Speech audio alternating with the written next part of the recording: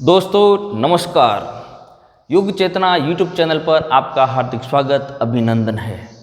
मैं श्यामलाल बरवड़ आपका हार्दिक स्वागत अभिनंदन करता हूं।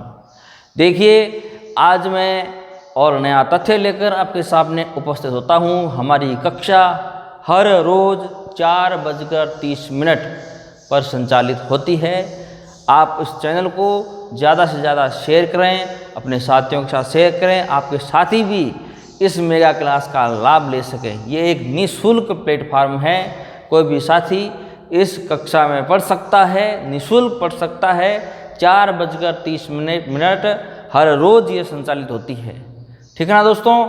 और जब भी इस चैनल पर आप पढ़ने बैठते हैं तो पेन और कॉपी लेकर ज़रूर बैठिएगा, क्योंकि पढ़ाई में आपके 4 चांस लगेंगे और आप मेरिट के शुद्ध मूल्यांकन में आगे आओगे और आपका 100% सिलेक्शन होगा। जो नोट्स बनाकर पढ़ता है और मंजिल तय करता है वो हमेशा आगे बढ़ता है। दोस्तों, ये मेरा आपसे बहुत बड़ा निवेदन है। कल की कक्षा में हमने पढ़ा था तुलसीदास।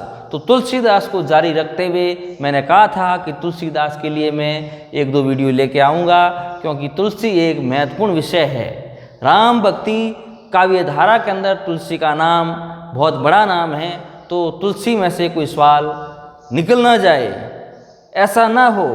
बार बार आने वाले सवालों को और नए बनने वाले सवालों को अपन सब कवर करेंगे। तुलसी को एकदम कंप्लीट करेंगे, क्योंकि तुलसी से संबंधित आने वाला सवाल परीक्षा में हम हल कर सकें, है ना। इसलिए मैं आज और लेके आया हूँ तुलसीदास के बारे में। तो देखिए, मैं बात कर रहा हूँ कॉलेज प्राध्यापक भर्ती परीक्षा 2022-23। इस बात को आप ध्यान रखेंगे। साथ में जो साथी पीजीटी और टीजीटी, कोई भी स्टेट या केंद्र शासित प्रदेश, केंद्रीय विद्यालय, केवीएस, एनवीएस, जहाँ भी तैयारी कर रहे हैं तो भी इस वीडियो को देख सकते हैं, इस कक्षा को दे सकते हैं, इस कक्षा का लाभ ले सकते हैं। ठीक है ना। और अभी कॉलेज प्राध्यापक भर्ती परीक्षा आरपीएससी राजस्थान लोक सेवा आयोग द्वारा नोटिफिकेशन जारी हो चुका है, फॉर्म भरे जा रहे हैं। गोस्वामी तुलसीदास के बारे में पढ़ रहे थे।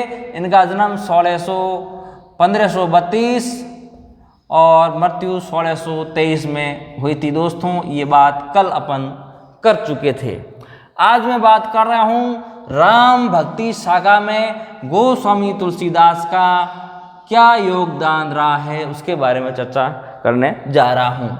हमारी ये कक्षा राम भक्ति काव्य धारा गोस्वामी तुलसीदास के संबंधित दूसरी कक्षा है। दोस्तों, तीसरी भी होगी, चौथी भी होगी, 5वीं भी होगी।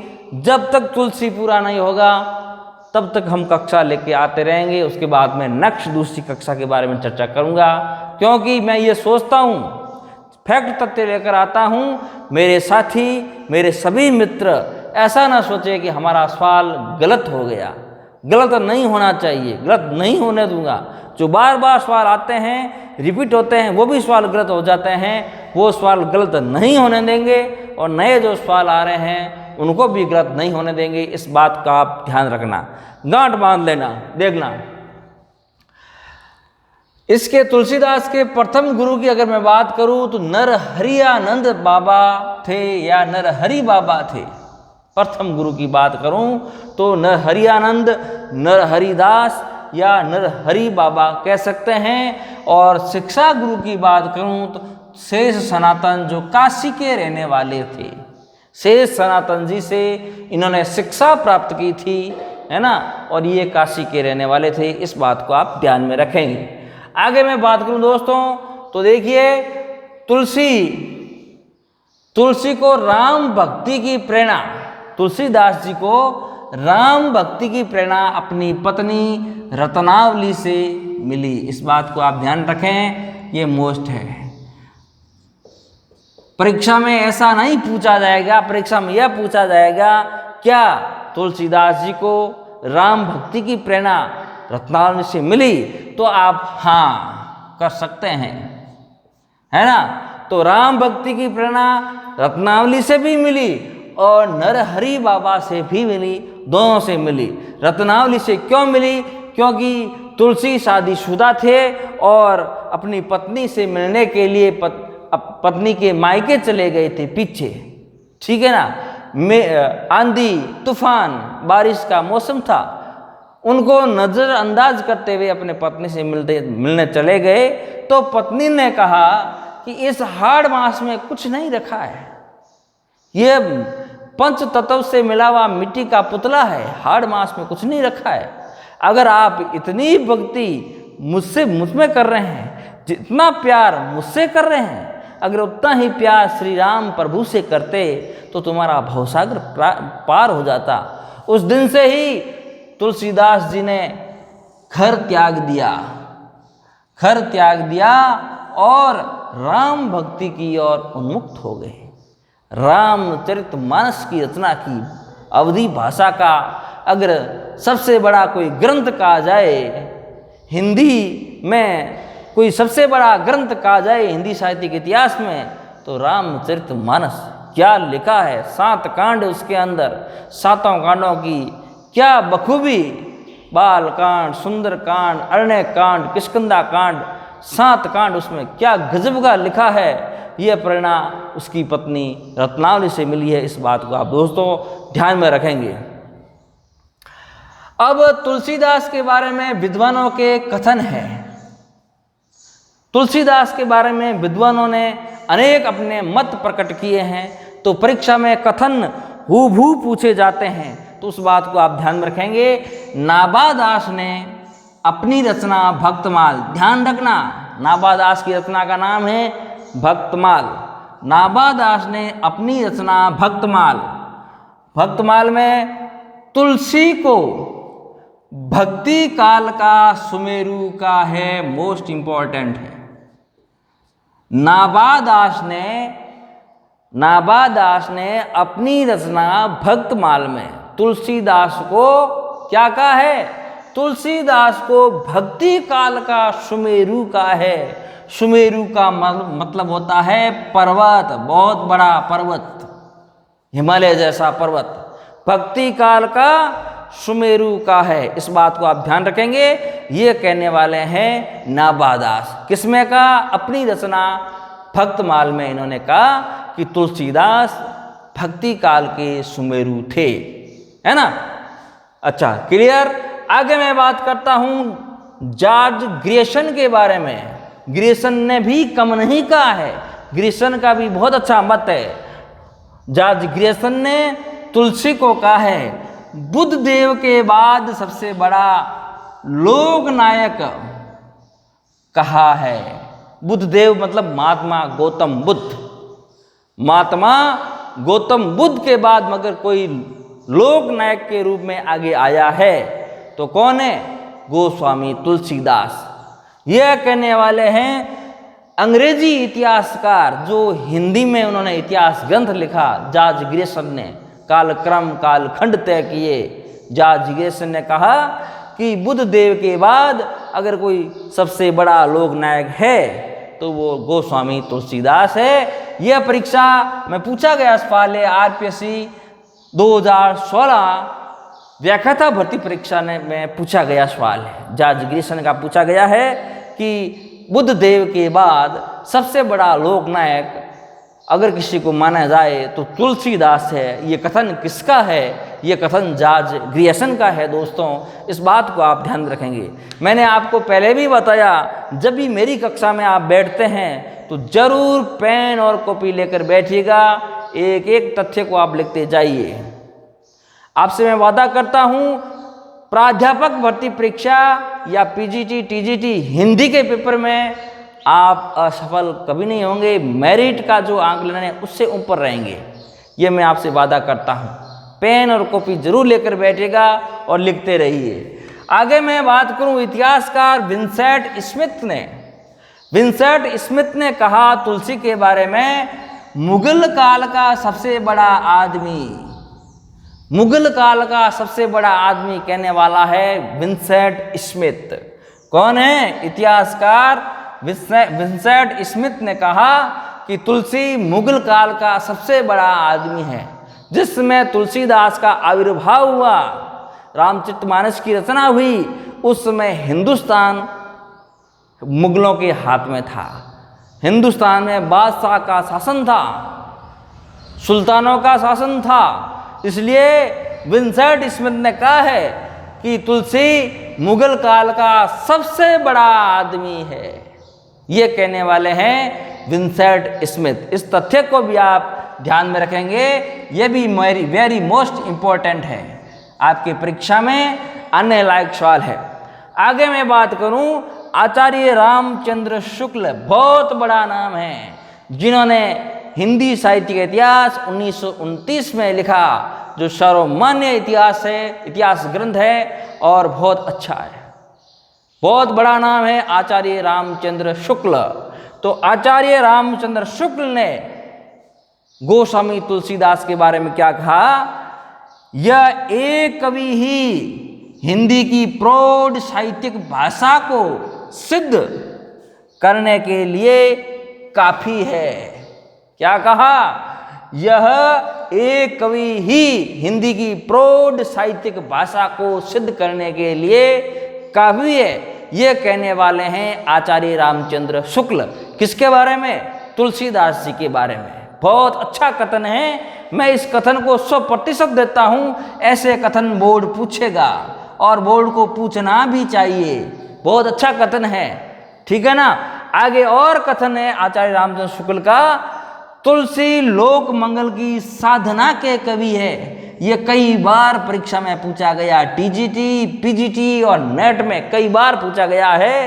तुलसी लोक मंगल साधना के कवि है, ये कथन आचार्य रामचंद्र शुक्ल का कथन है। इस बात को दोस्तों आप ध्यान में रखेंगे, इस बात को ध्यान में रखेंगे और साथ में लिखते रहिए, साथ में लिखते रहिए और याद करते रहिए। आगे देखिए, तीसरा कथन आचार्य रामचंद्र शुक्ल का, तीसरा कथन मैं बताऊं गोस्वामी तुलसीदास के बारे में। मार्मिक प्रसंगों की उद्भावना तुलसी काव्य की सबसे बड़ी विशेषता है। ये कहने वाले हैं आचार्य रामचंद्र शुक्ल। मार्मिक कथन, मार्मिक प्रसंगों की उद्भावना तुलसी के काव्य की सबसे बड़ी विशेषता है। मार्मिक प्रसंगों की उद्भावना तुलसी के काव्य की सबसे बड़ी विशेषता है। ये कथन है आचार्य रामचंद्र शुक्ल का दोस्तों। तो आप इसको भी अपनी कॉपी में लिखते रहिए, साथ में स्क्रीनशॉट लेते रहिए। जब मैं ये पूरा हो जाएगा तो मैं हट जाऊंगा, आप स्क्रीनशॉट ले लेना और वीडियो को पॉज मत करना, एक एक तथ्य को देखते रहिए और लिखते रहिए। आगे अब मैं लेके आ रहा हूं विद्वान आचार्य हजारी प्रसाद द्विवेदी। आचार्य हजारी प्रसाद द्विवेदी ने तुलसीदास जी के बारे में क्या कहा, ये भी देख लीजिए। आचार्य हजारी प्रसाद द्विवेदी, इन्होंने कहा तुलसी का काव्य समन्वय की विराट चेष्टा है, वेरी मोस्ट। यह भी सवाल कई बार परीक्षा में पूछा गया सवाल है। तुलसी का काव्य समन्वय की विराट चेष्टा है, कथन किसका है? आचार्य हजारी प्रसाद द्विवेदी। अब देखिए, ये सवाल कई बार पूछा है, पिछली बार कॉलेज प्राध्यापक परीक्षा में ही पूछा गया था।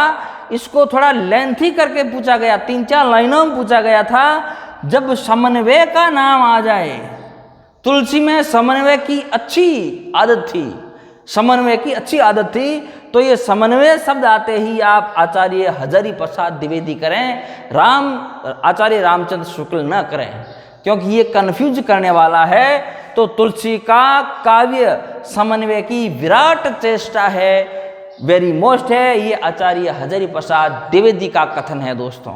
इस बात को आप ध्यान में रखेंगे। और आगे मैं बात करूं आचार्य मधुसूदन सरस्वती। आचार्य मधुसूदन सरस्वती ने तुलसी को आनंद कानन का वृक्ष का है, वेरी मोस्ट इंपॉर्टेंट। ऐसे ही सवाल आपको देखने को मिलेंगे, ठीक है ना, क्योंकि 2 पेपर होंगे, बहुत बड़े बड़े 2 पेपर होंगे और सवाल भी अच्छे अच्छे सवाल आएंगे। प्राध्यापक की अगर मैं बात करूं, कॉलेज प्राध्यापक की, तो 2 पेपर होंगे, बड़े अच्छे सवाल आएंगे। टीजीटी और पीजीटी भी आ रही है भर्ती राजस्थान के अंदर, तो आप लगे रहिए। यही हिंदी साहित्य का इतिहास है, लगे रहिए, सिलेक्शन 100% आपका होगा। प्रश्न है आचार्य मधुसूदन सरस्वती ने तुलसीदास जी के बारे में क्या कहा? आनंद कानन का वृक्ष का है, वेरी मोस्ट इंपॉर्टेंट है, आनंद कानन का वृक्ष का है, ये कहने वाले हैं आचार्य मधुसूदन सरस्वती। आगे मैं अगर बात करूं डॉक्टर रामविलास शर्मा, इनको पीछे क्यों रखें? डॉक्टर रामविलास शर्मा ने तुलसी को हिंदी का जातीय कवि कहा है। ये प्रश्न कई बार आया हुआ है, कई बार आया हुआ है पीजीटी और टीजीटी और नेट के अंदर। हिंदी का जातीय कवि किसको कहा गया है? हिंदी का जातीय कवि किसको कहा गया है? तो गोस्वामी तुलसीदास को कहा गया। दोस्तों इस बात को आप ध्यान रखेंगे। अगर बात इस तरीके से पूछ ले कि हिंदी का जातीय कवि तुलसीदास है, ये कथन किसका है, यह पूछ ले तो डॉक्टर रामविलास शर्मा है, डॉक्टर रामविलास शर्मा। अभी तक तो सवाल यही पूछा गया है, हिंदी का जातीय कवि किसको माना गया है? गोस्वामी तुलसीदास को माना गया है। अभी तक तो यही पूछा गया है, TGT PGT net college lecture के अंदर यही पूछा गया है, हिंदी का जातीय कवि किसको कहा गया है? गोस्वामी तुलसीदास को कहा गया है। अगर ऐसा पूछ ले हिंदी का तुलसीदास हिंदी का जातीय कवि है, उक्त कथन किसका है? तुलसीदास हिंदी का जातीय कवि है, उक्त कथन किसका है? तो ध्यान में रखिएगा आप, यह कथन डॉक्टर रामविलास शर्मा का है, यह कथन डॉक्टर रामविलास शर्मा का है। दोस्तों आज इतना ही, कल तुलसीदास को और लेकर आऊंगा। कल की कक्षा में शायद तुलसीदास पूरा कर लेंगे, उसके बाद में राम भक्ति काव्य धारा के अंदर आने वाले सारे भक्तों, संतों, कवियों, इतिहासकारों के जो भी कथन कारण काव्य है उनको सारा कंप्लीट कर लेंगे, किसी को पीछे नहीं छोड़ेंगे। उनमें से सार उठाकर आपके सामने मैं लेकर आऊंगा और परीक्षा में आप 100% सफल होंगे। ये राम भक्ति शाखा गोस्वामी तुलसीदास के संबंध में हमारी दूसरी कक्षा है, कल तीसरी कक्षा आएगी, आप इस बात को ध्यान रखेंगे। दोस्तों नमस्कार, धन्यवाद। आज इतना ही। इस चैनल को मेरा आपसे बहुत बड़ा निवेदन है कि ज़्यादा से ज़्यादा आप शेयर करें, लाइक करें, कमेंट करें। अगर आपका कोई सुझाव है तो सुझाव कमेंट बॉक्स में कमेंट कर मुझे दें, मैं आपका अति आभारी रहूँगा। नमस्कार, धन्यवाद।